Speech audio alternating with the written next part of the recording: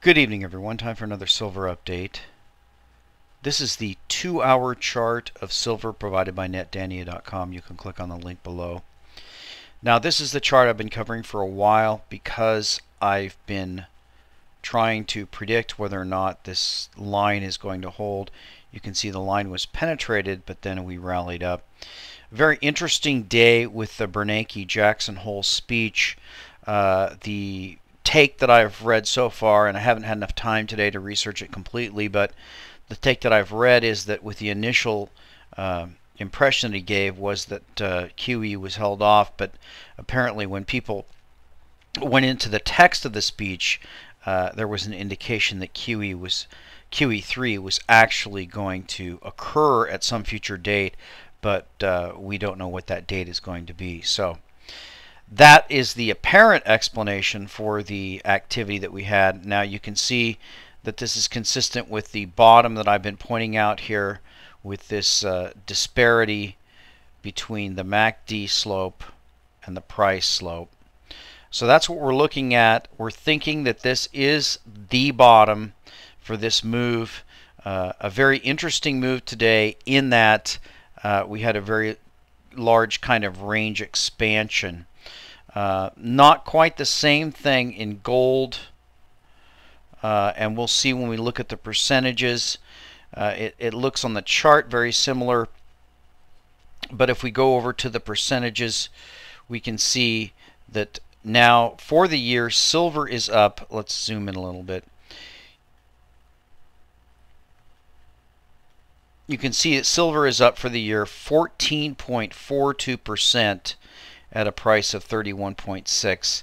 That's a rally from about 26.1. So that's a significant rally. Gold's up 8.2% for the year, and the really striking thing is that we're just entering into the seasonal rally period. So we could see very, very large gains in silver and gold this year. Now, I have a lot to read on the story of the night, so let's get over to the question of the night first, and if I can find it. And that's from IOUHC19, and he says, "Dear Brother John F., you have a way of making complicated subjects easy to understand, so would you please give us your take on Bitcoins, from using them as money to investing in them? And if it would not invade your privacy, how do you use Bitcoins?" Well, how do I use Bitcoins? I use them to invest currently. I have a friend who took delivery of some peanut butter and stuff that he bought with Bitcoins, but honestly, I haven't really even used them to purchase anything at this point. I'm just playing with the Bitcoins, and the question I would ask back, and that gets into a much deeper question, is what have you used your gold to buy, or what have you used your silver to buy, and how have you used your gold and silver as money? I think the answer is going to be you haven't, but you're investing in them because you see their potential, and they're not currently money as far as having the ability to buy and sell with them, but they're a store of value. Now, you have to remember that money has multiple definitions, and one of the definitions is a store of value. So whether or not you believe that Bitcoins are going to be a store of value, we're going to see. It's definitely going to come to fruition as to where the Bitcoin goes.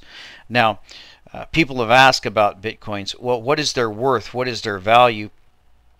What backs them? That's a question that's frequently asked. And one could ask the question, well, what backs gold? What backs silver? And the answer is going to be its nature. That it is rare, that it can't be counterfeited, that it can't be printed by governments. I think if you look at Bitcoins and examine them real close, you'll find that actually the same thing holds true of them, as long as the code is not broken. If the code is broken, like I've said before, they go to zero, and they go to zero overnight. Now that's not what has currently happened, and you can see where we are here. I thought I'd share with you because I've already shared my account, my trading account. So you can see here, this is my Mt. Gox account. I have 169 Bitcoins in that account, and that's my trading account. You can see here on account history that just tonight that I pretty much flipped myself from being in all cash to all Bitcoins. So you can see here that my prices were 9.77. These average out. You're going to have to average these out. But 9.77. Oh, I'm sorry, that's the total. Let's get the price here. We'll go to the top. The purchase price was 9.7 there, 9.78, 9.78, 9.78, 9.72, 9.86, 10.09, 10.09, 10.24, 10.24. So I started coming in buying at about 10.24, kind of rounded the bottom, got in at 9.72. So did I bottom ticket? Well, we'll have to look at that chart again. So pretty much bottom ticked it, and somewhat like silver, I'm taking a position that long term I believe in the Bitcoins, so I'm looking to take some profits on spikes and then get back in. So I expect to be long for quite some time at this point, especially if we go a lot lower. Then obviously I have no cash left in my account. If we get a huge spike up to 12, I'll probably unload some, but just like silver, I'm fundamentally a long, so I'm looking to profit from the increased value of them, but I also like to trade in and out. So that's pretty much what I do with Bitcoins right now. That's also pretty much what I do with silver, except for the fact that I don't trade in and out of silver. I don't sell any silver. I just simply acquire it, and because it's physical, there really isn't a way to trade out of it. I prefer that because the costs, the transaction costs, including sales tax and all the other things that go into that, are so steep that it forces you to hold on to your silver and not sell it, and that's of course what I prefer. So let's get over to the main story of the night, and I'm going to read quite a bit of this article from Matt Taibbi. Now, this is from Rolling Stone magazine. This is an expose on Mitt Romney, and it's something that's very important. I've done a lot of exposés on Wall Street and how they operate. Of course, Romney, in Taibbi's opinion, is just a perfect example of Gordon Gekko, and I think that when you see what he has been involved in, you'll have to agree with that. Now, before I read this, let me preface this with that the fact that I have never voted, I've never registered to vote. When I was growing up, I was an atheist and a Marxist. At some point in time in my life, I converted to fundamentalist Christianity, and of course at that point became very skeptical as well of the system. So pretty much I swung from the very far left to the very far right, and have kind of come back towards the middle, I guess a middle conspiracy ground. Nevertheless, I've never voted, and I think this election, where we're looking at Gekko versus what I will call the ghost, again, there's really no reason to vote again. So let's jump into this Taibbi article where we get a view into Romney and how he made his money at Bain. The reality is that toward the middle of his career at Bain, Romney made a fateful strategic decision. He moved away from creating companies like Staples through venture capital schemes and toward a business model that involved borrowing huge sums of money to take over existing firms, then extracting value from them by force. Well, it's not really by force, but he decided, as he later put it, that, quote, there is a lot greater risk in a startup than there is in acquiring an existing company, end quote. In the 80s, when Romney made this move, this form of financial piracy became known as the leveraged buyout. It achieved iconic status thanks to Gordon Gekko in Wall Street. Gekko's business strategy was essentially identical to the Romney-Bain model, only Gekko called himself a liberator of companies instead of a helper. Here's how Romney would go about liberating a company. A private equity firm like Bain typically seeks out floundering businesses with good cash flows. Now, that's something you need to think about right there. How can you have a floundering business with a good cash flow? So that's a big red flag, but we'll keep going. It then puts down a relatively small amount of money, of its own money, and runs to a big bank like Goldman Sachs or Citigroup for the rest of the financing. Most LBOs are financed with 60 to 90% borrowed cash. The takeover firm then uses that borrowed money to buy a controlling stake in the target company, either with or without its consent. Now, that's another red flag. Most LBOs are financed with 60 to 90% borrowed cash. Based on what?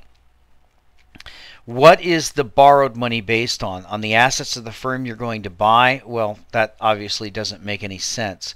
So somehow what the plan is, the plan of gutting it and paying commissions and everybody making out like a bandit and running the company into the ground, somehow that strategy has to be communicated to the Goldmans and the Citigroups of this world so that they understand that they're going to get a cut on the booty. So there's got to be an explanation of how the money is loaned. In other words, the banks know what the Bains and the Romneys of the world are planning to do. The takeover firm then uses that borrowed money to buy a controlling stake in the target company, either with or without its consent. When an LBO is done with the consent of the target, it's called without the consent of the target, it's called a hostile takeover. Such thrilling acts of corporate piracy were made legend in the 80s, most notably in 1988 attack by notorious corporate raiders of KKR against RJR in Nabisco, a deal memorialized in the book Barbarians at the Gate. Romney and Bain avoided the hostile approach, preferring to secure the cooperation of their takeover targets by buying off companies' management. Now, if you remember, I've covered that with the my coverage of the insider trading. You have to understand that in the current model of corporate management in the United States, we're operating under a system of bribery and corruption where the people who run companies are not interested in the long-term health of the company. They're not interested in the future of the employees of the company. They're interested in taking bribes and looting the wealth of the company and then flying off to greener pastures. That's the model that we have. That's the model that Bain followed. Buying off a company's management with lucrative bonuses. Once management is on board, the rest is just math. So if the target company is worth $500 million, Bain might put down $20 million of its own cash, then borrow $350 million from an investment bank to take over a controlling stake. But here's the catch. When Bain borrows all of that money from the bank, it's the target company that ends up on the hook for all that debt. Now, your troubled firm, let's say you make tricycles in Alabama, has been taken over by a bunch of slick Wall Street dudes who kicked in as little as 5% as a down payment. So in addition to whatever problems you had before, Tricycle Inc. now owes Goldman or Citigroup $350 million. With all that new debt service to pay, the company's bottom line is suddenly untenable. You almost have to start firing people immediately just to get your costs down to a manageable level. Quote, "That's interest," says Lynn Turner, former chief accountant of the Securities Exchange Commission. Quote, "just sucks the profit out of a company." Fortunately, the geniuses at Bain who now run the place are there to help tell you whom to fire. And for the service it performs, cutting your company's costs to help you pay off the massive debt that Bain, saddled your company with. In the first place, Bain naturally charges a management fee, typically millions of dollars a year. So Tricycle Inc. now has two gigantic new burdens it never had before Bain Capital stepped into the picture. Tens of millions in annual debt service and millions more in management fees, since the initial acquisition of Tricycle Inc. was probably greased by promising the company's upper management lucrative bonuses. All that pain inevitably comes out of just one place: the benefits and payroll of the hourly workforce. Once all that debt is added, one of two things can happen. The company can fire workers and slash benefits to pay off all its new obligations to Goldman Sachs and Bain, leaving it ripe to be sold by Bain at a huge profit, or it can go bankrupt. This happens after about 7% of all private equity buyouts, leaving behind one or more shuttered factory towns. Either way, Bain wins by power-sucking cash value from even the most rapidly dying firms. Private equity raiders like Bain almost always get their cash out before a target goes belly up. This business model wasn't really helping, of course, and it wasn't new. Fans of mob movies will recognize what's known as the bust out, in which a gangster takes over a restaurant or sporting goods store and then monetizes his investment by running up giant debts on the company's credit line. Think Paulie buying all those cases of Cutty Sark in Goodfellas.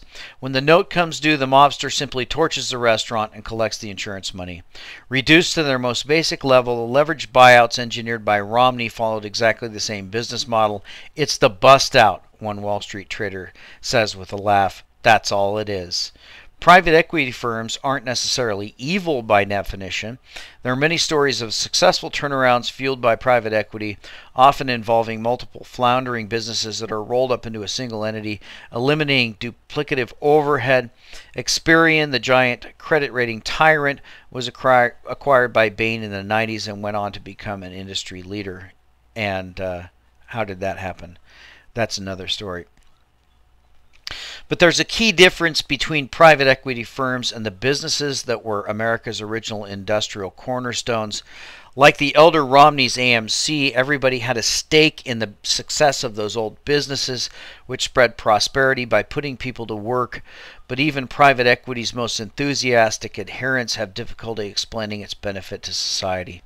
Mark Walpo, a former Bain colleague of Romney's, told reporters during Mitt's first Senate run that Romney erred in trying to sell his business as good for everyone. Quote, "I believe he was making a mistake by framing himself as a job creator," said Wolpow.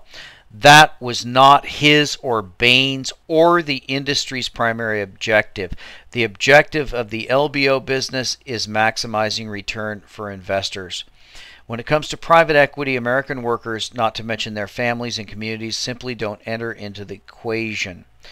Take a typical Bain transaction involving an Indiana-based company called American Pad and Paper. Bain bought Ampad. By the way, this is a company that was started in the 1800s. Bain bought Ampad in 1992 for just $5 million, financing the rest of the deal with borrowed cash. Within 3 years, Ampad was paying $60 million in annual debt payments, plus an additional $7 million in management fees. A year later, Bain led Ampad to go public, cashed out about $50 million in stock for itself and investors, charged the firm $2 million for arranging the IPO, and pocketed another $5 million in management fees. Ampad wound up going bankrupt, and hundreds of workers lost their jobs. But Bain and Romney weren't crying. They made more than $100 million on a $5 million investment. To recap, Romney, who has compared the devilish federal debt to a nightmare home mortgage that is adjustable, no money down, and assigned to our children, took over Ampad with essentially no money down, saddled the firm with a nightmare debt, and assigned the crushing interest payments not to Bain, but to the children of Ampad's workers, who would be left holding the note long after Romney fled the scene. The mortgage analogy is so obvious, in fact, that even Romney himself has made it. He once described Bain's debt-fueled strategy as, quote, "using the equivalent of a mortgage to leverage up our investment," end quote. Romney has always kept his distance from the real-life consequences, and it goes on. So that's the story, and that's the way that Romney made his money. Now, this PDF here is actually an expose on the Ampad deal. You should read the rest of the article. It goes also into KB Toys and the amazing company that was built that became KB and then, of course, was destroyed by Bain. But this is the PDF that gives the timeline of Bain, and you can see here, I'm sorry, of Ampad and Bain's buyout, and you can see all the historical points. And here, down here on the bottom left, is the stock price. You can see that Bain cashed out 40% here at the IPO, and we peaked, and then we started to crash, and then of course we went down into bankruptcy of 15 cents. So a very similar chart to many of the charts that I've covered, and this is the typical Wall Street scam, which amounts to pumping the company up, paying off the insiders, paying off Wall Street, and then collapsing the firm into bankruptcy.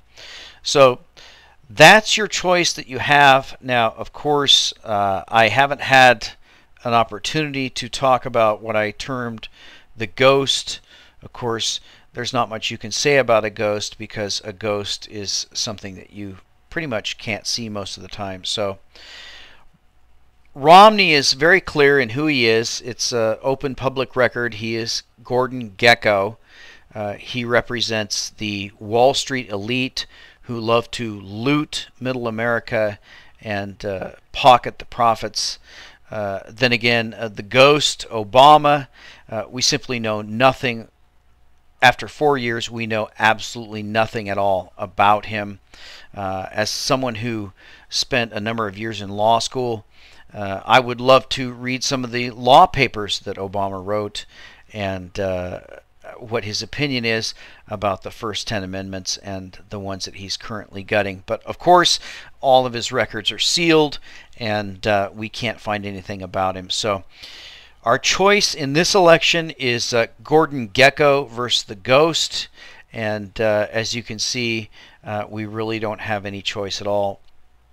And of course, that's the reason why I've never voted. So you can make your own choice. Now, the Ron Paul story is a long story. I chose to distance myself from Ron Paul when Ron Paul chose to pursue the Republican nomination. I thought that was a mistake from the beginning. I still think it's a mistake. I hope that perhaps that Ron Paul decides to go ahead and run as a third-party candidate. Then, of course, the betrayal by Rand Paul by endorsing Romney was a big, huge story. But I really don't follow politics that much and never really have. It's much more important to follow markets. So back to the markets, we can see that with the, we'll call it the Bernanke fumble today, even though he said he isn't doing anything, apparently the markets believe that he's going to do something, and silver rallied very strongly on the news. And you can see down here we've got a 50,000 plus volume spike. If we move in closer, we can see 40,000 here. So roughly 200 million ounces of silver changed hands. We don't know if that was on the buy side or the sell side or was just a churn. But again, 200 million ounces is going to be all of the physical investment silver that's produced in an entire year.